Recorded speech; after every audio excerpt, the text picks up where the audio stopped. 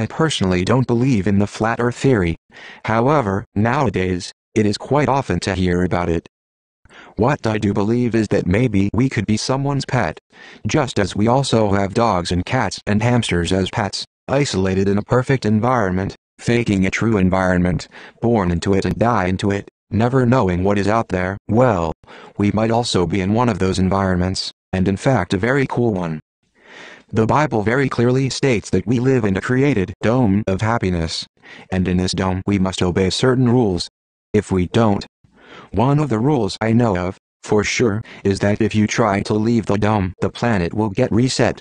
Just like the ancient Mayans, Sumerians, Babylonians, Roman, Greek, Egyptian, Lemurians and Atlantis, probably all reset either by some natural occurring phenomena, or by our creators. Let's get deeper into this mad theory. For instance, you can look all you want through the ISS live feed and you will never see one satellite. Isn't this weird? A quote from Wikipedia. About 6,600 satellites have been launched. The latest estimates are that 3,600 remain in orbit. 2 of those, about 1,000, are operational. 3-4 the rest have lived out their useful lives and are part of the space debris.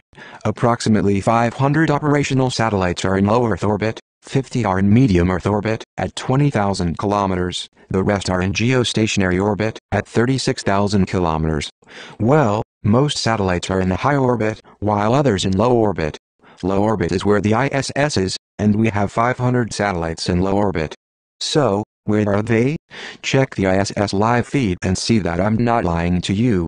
No satellites in space. Debunked. Now for the flat earth theory to advance we need more proof, at least some kind of story telling us that the earth is flat. Sure there is, but before let's take a look at Saint Germain and what he has to do with all of this.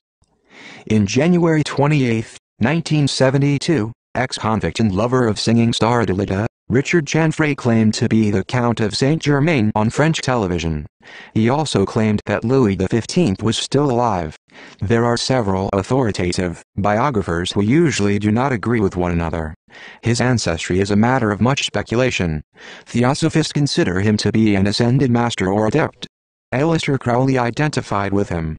Helena Blavatsky said he was one of her masters of wisdom and hinted at secret documents.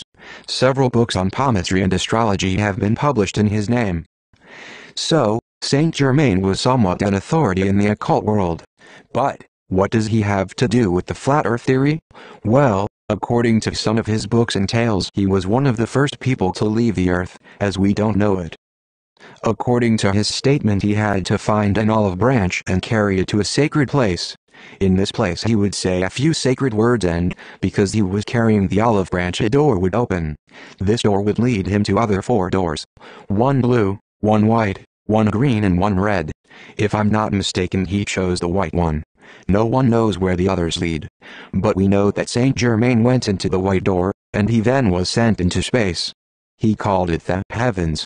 He said he ascended to the skies and he could see the earth from above. He never mentioned anything round. He mentioned passing all the clouds and after passing the clouds seeing above him a gigantic pyramid.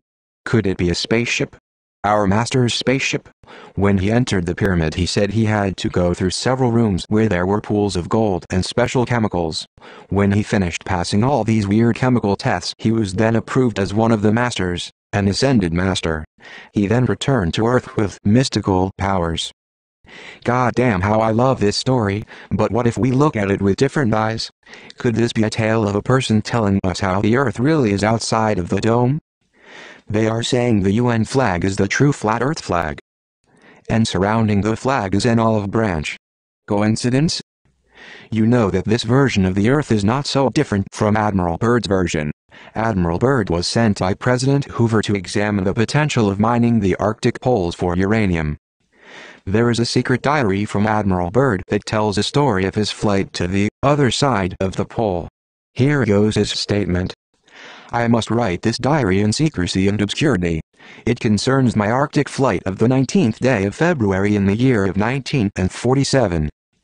There comes a time when the rationality of men must fade into insignificance and one must accept the inevitability of the truth. I am not at liberty to disclose the following documentation at this writing, Perhaps it shall never see the light of public scrutiny, but I must do my duty and record here for all to read one day. In a world of greed and exploitation of certain of mankind can no longer suppress that which is truth.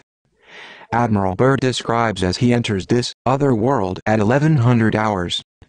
1130 hours countryside below is more level and normal, if I may use that word. Ahead we spot what seems to be a city. This is impossible. Aircraft seems light and oddly buoyant. The controls refuse to respond. My God! Off our port and starboard wings are a strange type of aircraft. They are closing rapidly alongside. They are disc-shaped and have a radiant quality to them. They are close enough now to see the markings on them. It is a type of swastika. This is fantastic. Where are we? What has happened? I tug at the controls again. They will not respond. We are caught in an invisible vice grip of some type. If this has any truth to it. If this has any truth to it, then this would explain why NASA faked the moon landing and why we don't see satellites from the ISS live feed, ever. Also, here is what people believed ages ago, regarding the Earth.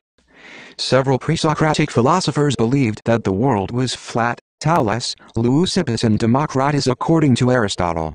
Thales thought the Earth floated in water like a log.